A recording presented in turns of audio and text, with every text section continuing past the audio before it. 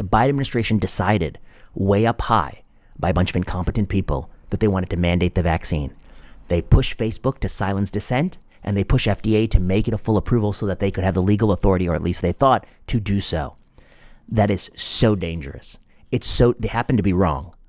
Even if they were right, it would be dangerous, but they happen to be completely wrong.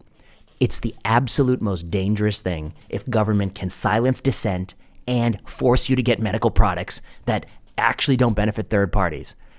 I think there might be some people out there who think that the vaccine mandate had some good, like there's somebody out there who wouldn't have gotten vaccinated. He got vaccinated and he lowered his risk of severe disease and death. Somebody might think that.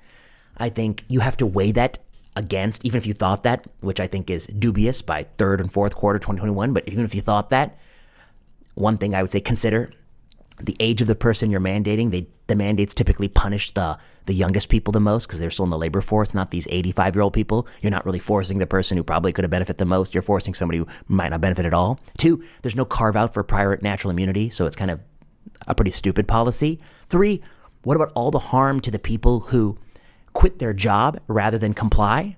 That's a harm. And if they have depressed earnings and wages and depressed health outcomes in the future, you own those bad outcomes because you pushed them out of the labor force. And what about the harm of you've poisoned trust in vaccines and public vaccination campaigns, and now vaccination rates are plummeting? That's harm you own too. So even if you have this deluded belief that we benefit some people, you have to think about all those harms. And any rational calculus would suggest those harms outweigh your benefit tenfold. But I suspect you don't even have the benefits you think you have. It was completely misguided. I wrote many op-eds in 2021 telling them not to do it. They don't listen because they only listen to political lackeys and not people who have a heterodox point of view and call balls and strikes as they see them. And that's their biggest mistake.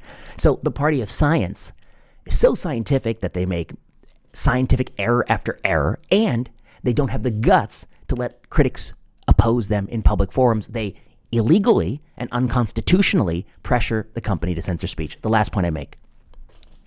It is literally the most anti-American thing to believe that you are so right in your idiotic public health policy that you can remove humor and satire. The stick is so far up your ass, you're removing satirical posts on Facebook. That is the most anti-American thing I could think of.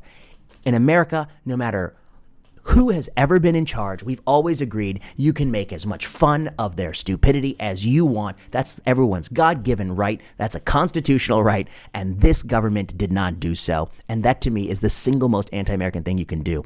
The ability for government to quiet people who disagree with their policies is horrific. In this case, they happened to be repeatedly wrong.